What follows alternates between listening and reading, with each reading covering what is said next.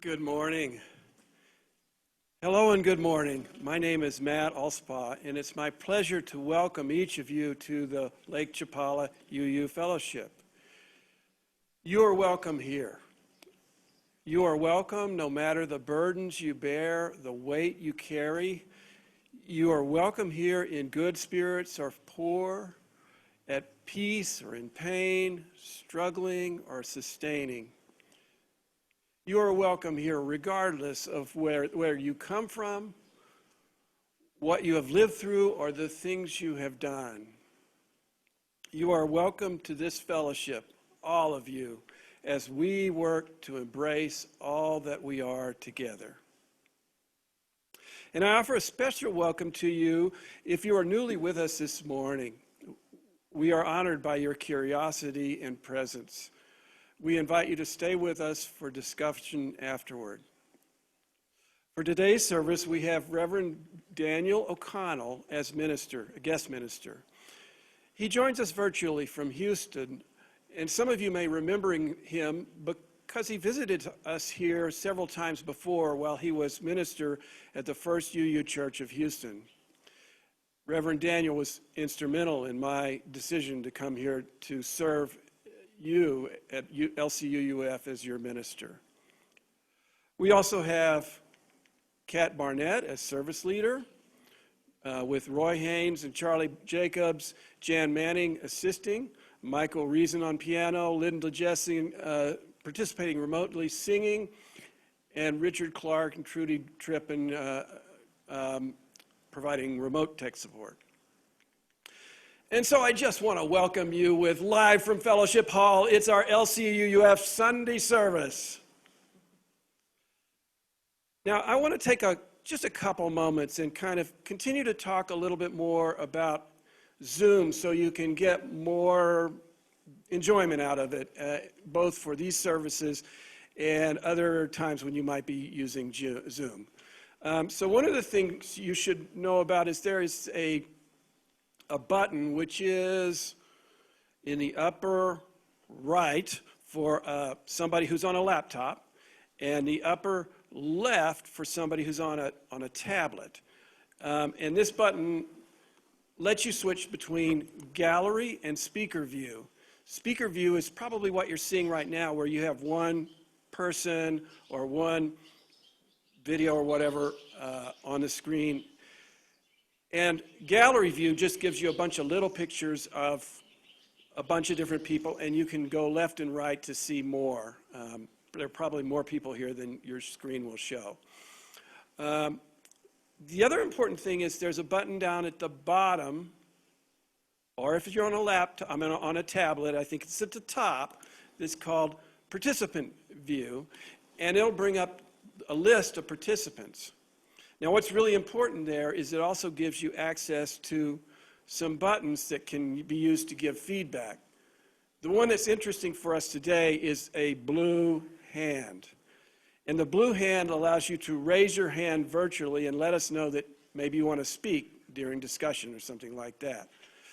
Also, there's a chat button next to the participant button, which opens our chat window and allows you to send messages to the group or to some of our technical folks if you need help. If you have a really small device, one or both of these might be hidden under the three dots. You know, press the three dots and you'll expose chat and participant. So let me make one other announcement, and that is all the announcements were presented earlier as slides. And so I'm not going to make any announcements today, but I will send a link to those slides tomorrow morning in the daily sharing so that you can refer to those and grab things like URL links and Zoom links and such. So let us light our chalice.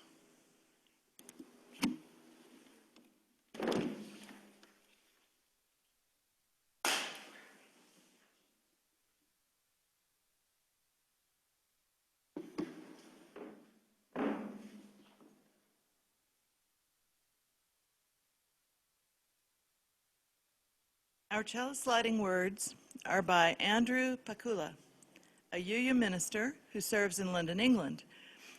Let there be light, the light of joy, the light of happiness, and the light of contentment. May it illuminate our paths and fill our lives with peace. And let there be dark, for it is from a dark place that we are brought forward, tried and tested, and impelled towards growth. It is in these places that we realize compassion and learn to love. And there was day and there was night, and there was joy and there was sorrow, and it was good.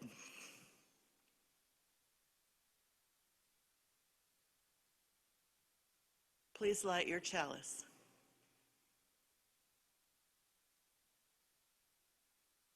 Now, let's sing.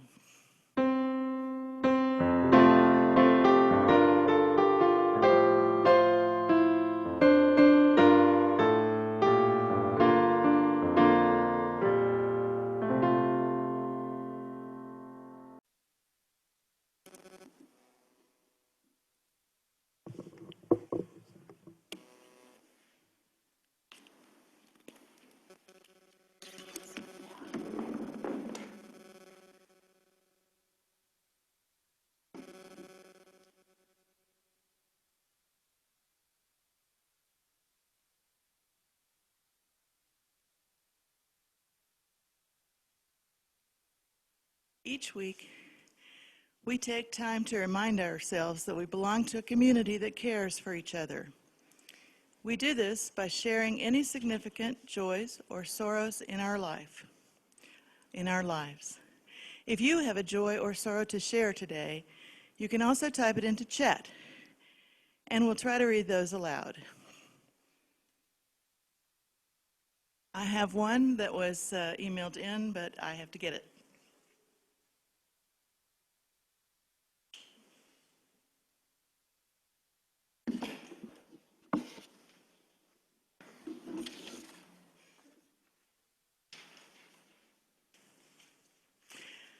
Now, let us recall our concerns and sorrows.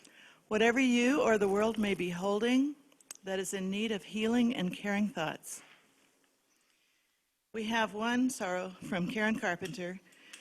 We heard from one of my English students today that Sahira, who was the youngest student in my ESL class, died of COVID. I think she was something like 23, and she had just quit her jobs, cooking and baking, to start her own, I'm sorry, I have a young son myself, to start her own catering business. I hired her once, but then COVID closed everything. I miss knowing that she is on the earth, and I can only imagine how destroyed her family is about this. We have two other concerns. A concern for Colleen, who would have been working with us this morning, but has to go for a COVID-19 test with her mother, who may have been infected in a group living situation. And we also have a candle of concern from Joni Ward, lit for my niece Katie, who is in the hospital in Minnesota, appealing an unexpected insurance denial for an essential procedure. She is very concerned, as we are. Let us recall the joys. Whatever you may be celebrating, whatever evokes a feeling of joy or peace for yourself or others, you are welcome to type other joys into the chat box. And we have one joy from Larry and Dee Dee, just letting us know that they are safe and sound in Gloucester, Massachusetts.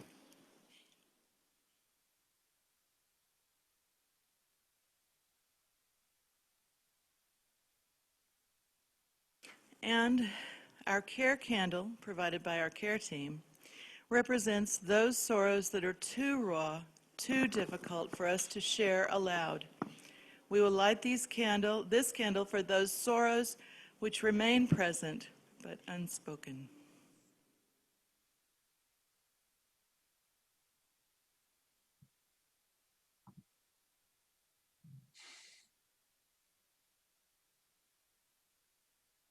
Our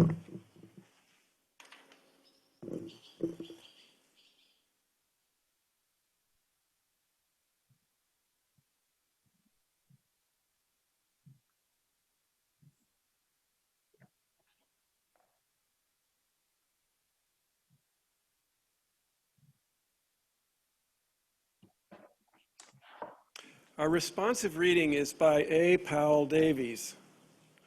I'll read the plain text and invite you to join Reverend Daniel O'Connell in reading the italic text. I got to warn you, though, that my prompter thing, everything is plain, so I'm guessing.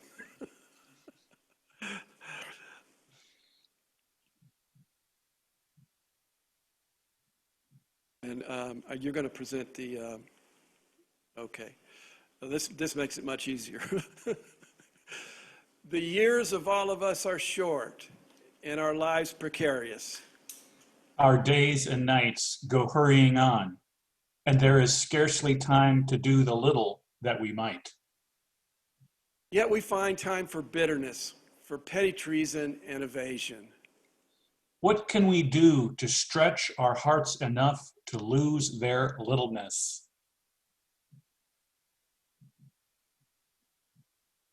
Here we are, all of us, upon this planet, bound together in a common destiny.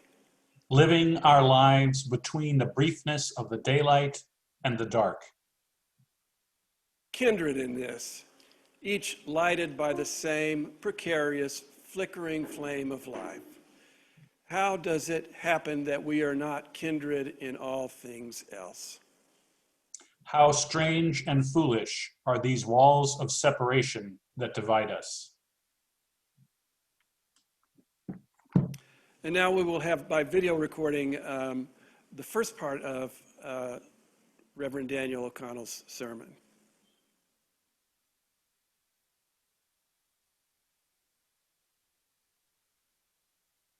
One day, many years ago, it was a holiday season. My 60-something-year-old mother and I were in a shopping mall, very busy. And I'm kind of looking around, and all of a sudden I hear this whoops, thump.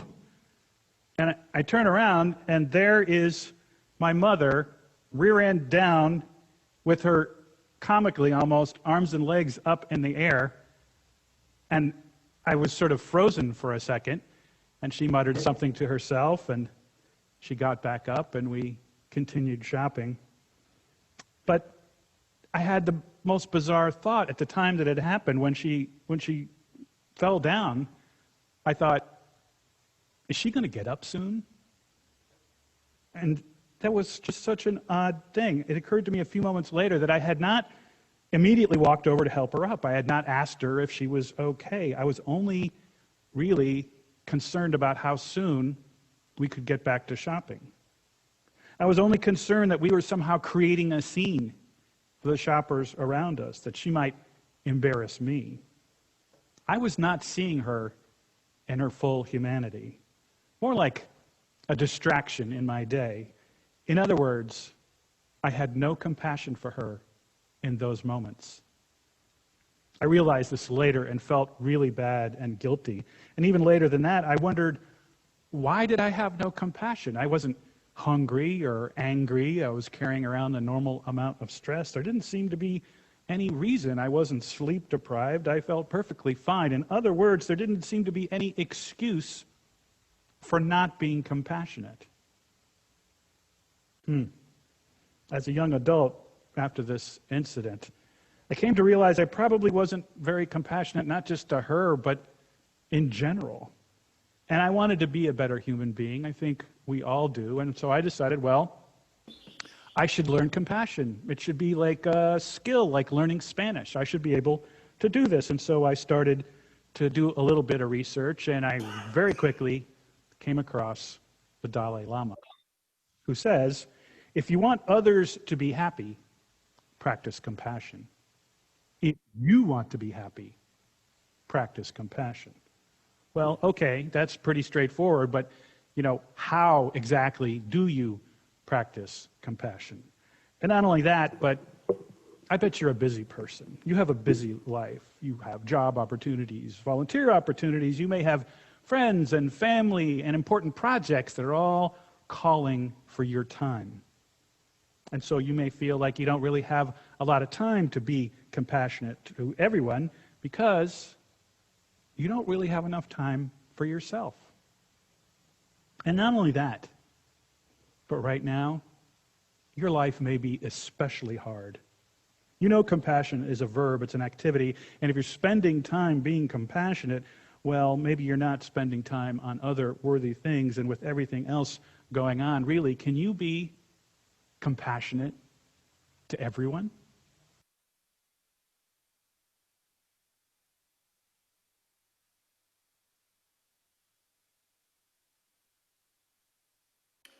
Now, back in before time, I would have said, turn to your neighbor and let's discuss that question for just a minute.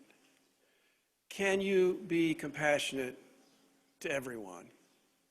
And by that, Reverend Daniel and I mean everyone.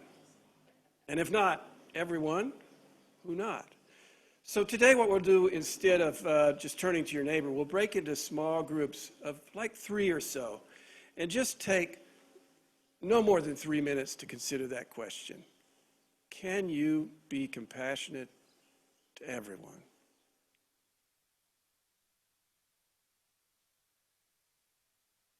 You know, while we're at it, it seems like some people obviously deserve compassion. Victims of hurricanes, victims of police brutality, victims of the pandemic. There are all kinds of victims. It's easy and right to feel sympathy and compassion for folks like that. But other people, you know, maybe they kind of created the mess that they're in. Do they deserve our compassion? Or people who commit evil acts, do they deserve our compassion?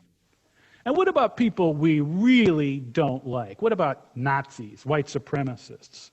What about that politician we wish would just permanently leave the country and never be heard from again? Do we have to have compassion for them? Sylvia Boorstein, a Buddhist teacher, writes, I don't need to like everyone. I can even dislike or disapprove or feel moved to try to stop people from doing harmful things. I just don't want to wish them ill.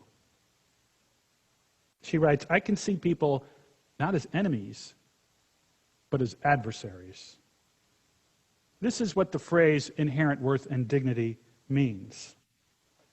It doesn't say that everyone is good. It says that even people we might consider evil have an inherent worth. And, truth be told, we really don't know everything about them, do we? As the poet Longfellow put it, if we could read the secret history of our enemies, we would find in each person's life sorrow and suffering enough to disarm all hostility.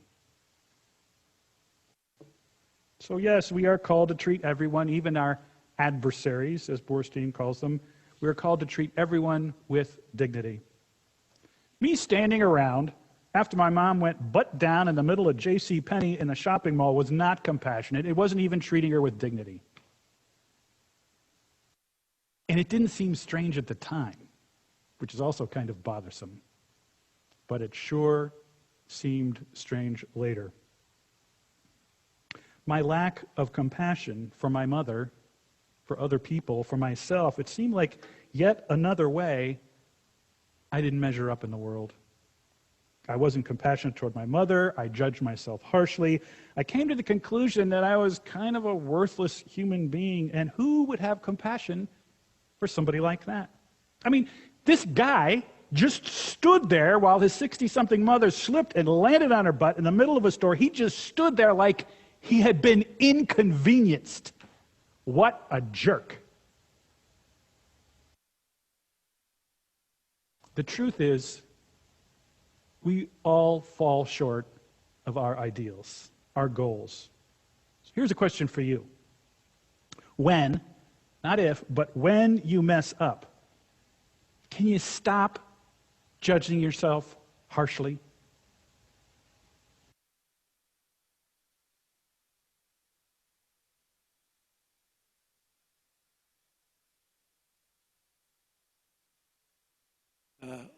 Let's break again into small groups, 3 or so, and just take 3 minutes to ponder that question.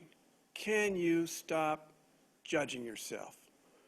I mean, do you find self-judgment or self-criticism to be a problem? And have you been able to grapple with this? If for some reason you end up in a group that's too small, that happened to somebody previously, and end up in a group by yourself, just hit leave and you can pop into the main room and we can put you into another group. For only just 3 minutes, we'll consider this question.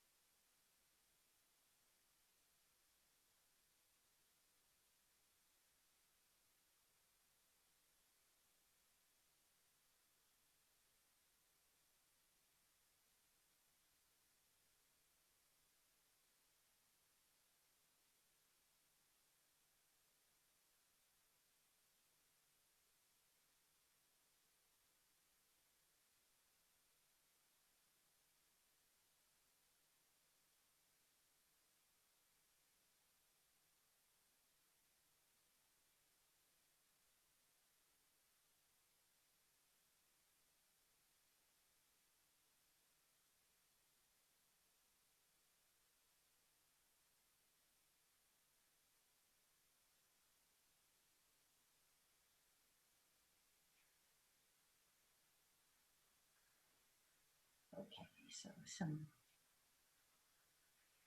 bugs still need to be worked out. One of the things I was concerned about is they have the idea 3 people getting. Oh, that's not a good idea. It should be at least 4 or 5. Right.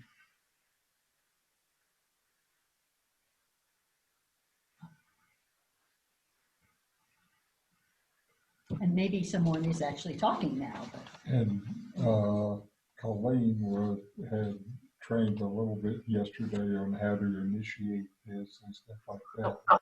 The problem is that the number of rooms are correct, but a lot of people haven't joined. So I have to go through and move people if they're with other people who have not joined, to try to balance it out. Yeah, we have 1, 2, 3, 4, 5. You don't count 6, 7. How about we not do it at all? 8, 9, 10, 11. 11 people who did not join a group. And their name is in the group, but they didn't join. Does that make sense? Right. So I've tried to balance people, but yeah, this is tricky. Don't judge yourself.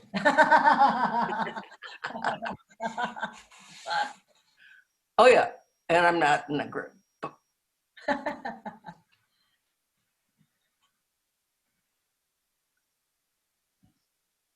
We should move on. Yes, I agree. Close.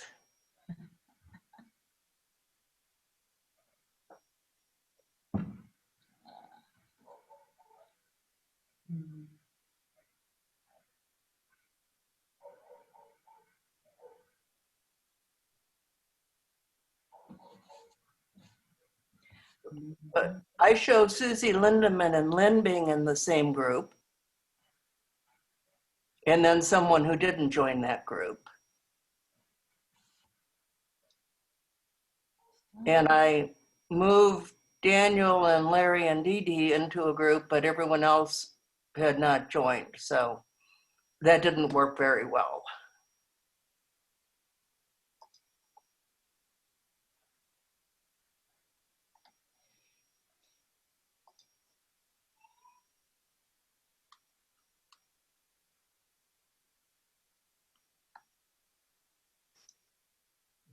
That could look like Oh, now it's going back up. those are people in the groups, I guess. Yeah. Okay, I had not watched that. Okay. So now everybody's back. Trudy, you got to mute everybody again. And then unmute studio.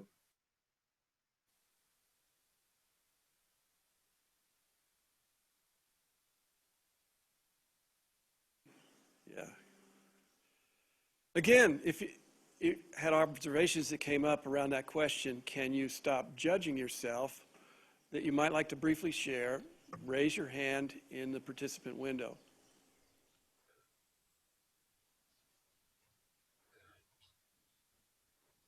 And I'm not seeing anybody with observations this time, and so I think we'll move on into the third part of the sermon.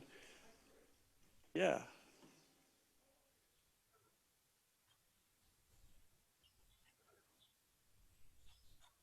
Okay, you tried a diet and you fell off it. Like that happens. Can you treat yourself with the same kindness and compassion that you would treat a good friend going through the same thing? There can be a serious disconnect between the kindness and compassion we show some people, friends, family, strangers, and the compassion we show ourselves. And if there's a double standard there, that's a serious disconnect that can lead to feelings of separation, isolation, and getting down on yourself even more. You know, you may worry that if you're not hard on yourself, you'll end up being lazy and selfish. But on the other hand, will beating yourself up all the time make you a better person? A poster I saw said, "Be nice to yourself. It's hard to be happy when someone is being mean to you all the time." There is a way out of this trap. The trap is we want to be better than average. That's part of the human condition. And not only that, but we want to be better than average at everything. And guess what? That's not going to happen. And when our idealized image of who we want to be crashes into reality, well, that makes us even unhappier. And then we become unhappy about being unhappy. You see that trap? And there are 3 steps out of it. The first, we've kind of hinted at, is self-kindness. It means that we be gentle and understanding with ourselves rather than harshly critical and judgmental. It means actively comforting yourself just as you would try and comfort a good friend in need. It is treating ourselves as we would treat other people when they are having a difficult time. Self-kindness. 2, remember, we are wonderfully and only human, which means we're going to mess up. 3 is being mindful. My take on being mindful is that you try and take everything in, which means you have to sort of step back and take a bigger picture. Imagine that this were a dance floor, and you're on the dance floor, and you're dancing, and you can see the people around you and experience them, but you can't see people all the way over there, and know what's going on with them. You're only getting part of the picture. This is being on the dance floor. Now imagine that there's a balcony right up there, and you leave and you go up on the balcony, and you see the dance, but now you're getting it from a different perspective. Stepping back, seeing your own experience from a little bit of a distance, mentally, emotionally, this can be a big help, especially with catastrophizing. This is a word I learned from a social worker friend, and it means imagining things are worse than they are, or that the future will always hold the worst case scenario. When I was very young, I had some pretty horrible things happen to me. And out of that experience, I decided at a very young age that I was going to try and imagine the worst case scenarios. And the reason for that was that when that worst case scenario arrived, I would somehow be better prepared for it, better to deal with it, the pain, the sorrow, all the rest. And guess what? It doesn't work. What can work is mindfulness. That worst case scenario, it comes up over and over again. But, as the 17th century French philosopher Montaigne once said, my life has been filled with terrible misfortune, most of which has never happened. Self-compassion can help with that. Even now, sometimes I wake up at 4 o'clock in the morning. I'd had a nightmare, a bad dream, or realize I was catastrophizing. And then I try and practice mindfulness, step back from that, well, that's the worst case scenario. It probably isn't going to happen. Another way to think about it, in addition to being in the balcony, is as a movie. Imagine you're watching a movie in a movie theater back when we used to do this. And there's this horrible thing. It's about to happen in the movie, and your heart is pumping, your palms get sweaty, you get scared, and then all of a sudden, bring, somebody's cell phone goes off, and you're pulled out of the moment, and you calm down, and you realize you're just in this big room with this giant screen with light and shadow and speech and sound and music, and you're okay. It's just a movie.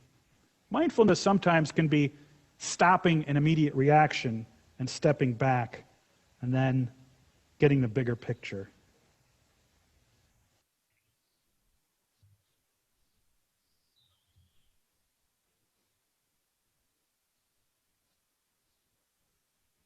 For all that is our life. Please join Linda Jessen in singing this, one of our favorite hymns, For All That Is Our Life.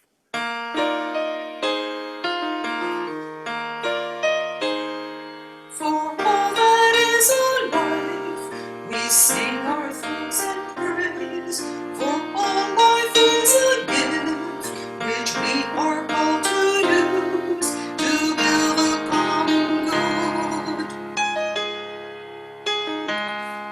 and make our days glad.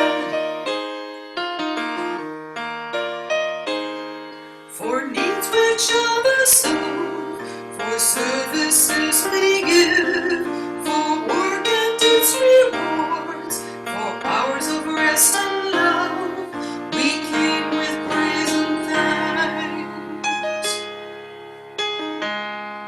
For all that is our life,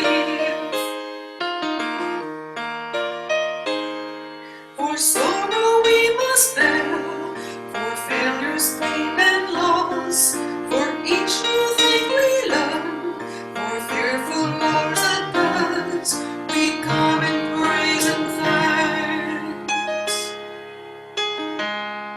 For all that is our life, for all that is our life, we sing our thanks and praise. For all life is a gift, which we all call to use, to build a common good, and make our days glad.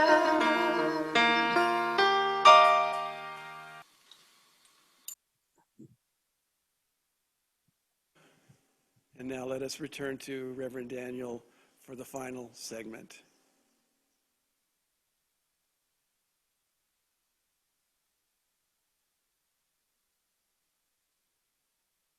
So, when my 60-something-year-old mother hit the floor like a sack of potatoes, I could step back emotionally, let's say, and say, how am I feeling right now?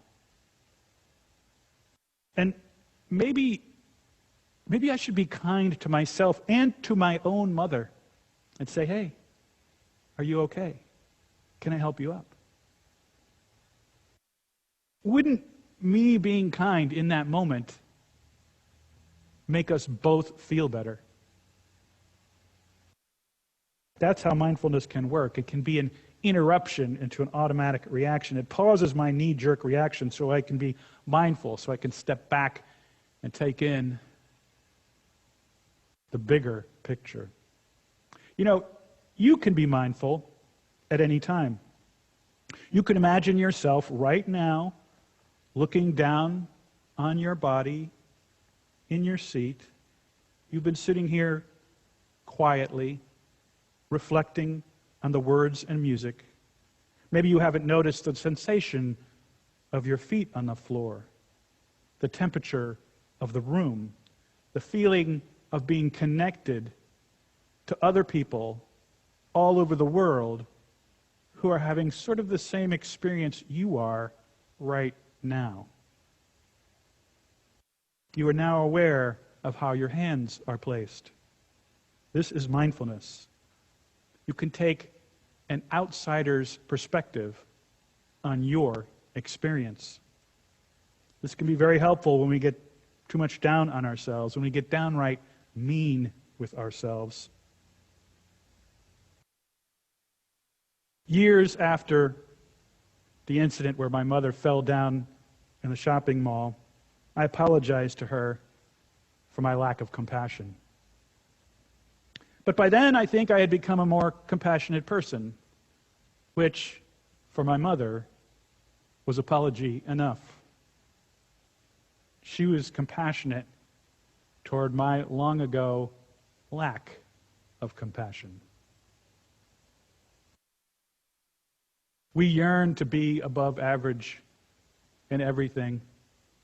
We like to pretend we are in control of our lives. And then there's a medical diagnosis, a hurricane, a pandemic. And we realize we're really not in control of very much.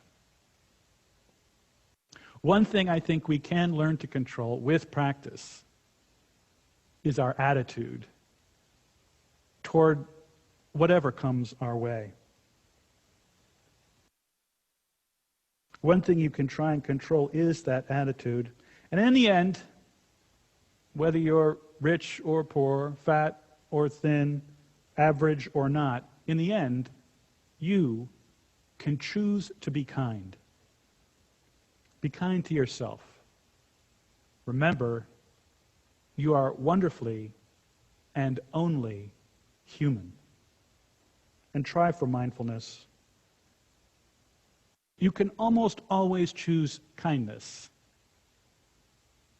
And you can begin with yourself.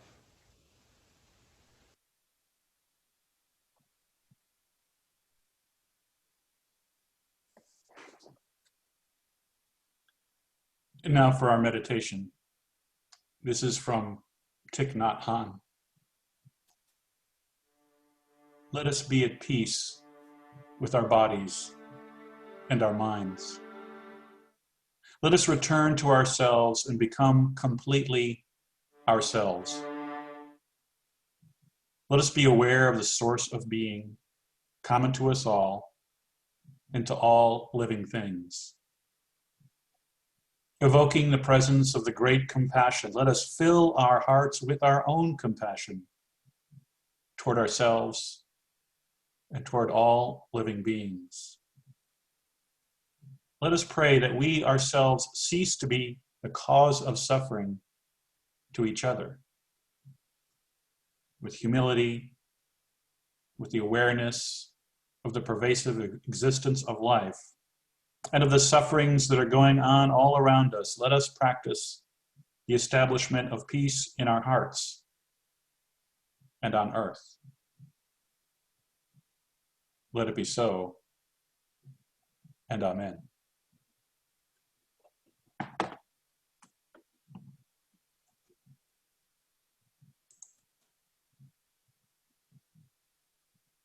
And now, let us extinguish our chalices with these words, which we read together. We extinguish this flame, but not the light of truth, the warmth of community, or the fire of commitment. These we keep in our hearts and share with all the world. And now for our postlude.